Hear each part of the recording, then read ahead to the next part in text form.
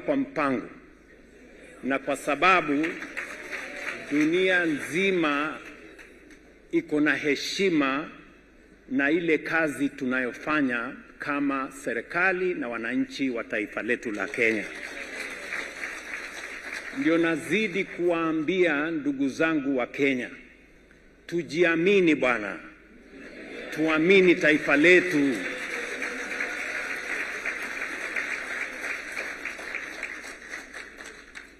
Tuache porojo na propaganda na fitina nyingi na matusi ambayo hayana maana.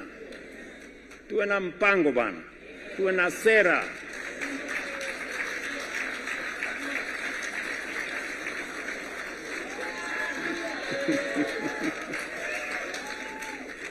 Hivyo ndivyo tutakapopata heshima. Sijui kama tunaelewana.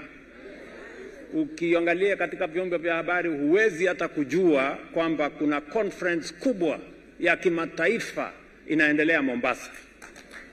Kule kwenye vyombo vya habari ni matusi, fitina na vitu mambo madogo madogo. Lakini sawa tu.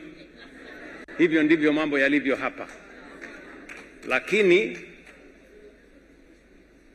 kitakuja kueleweka.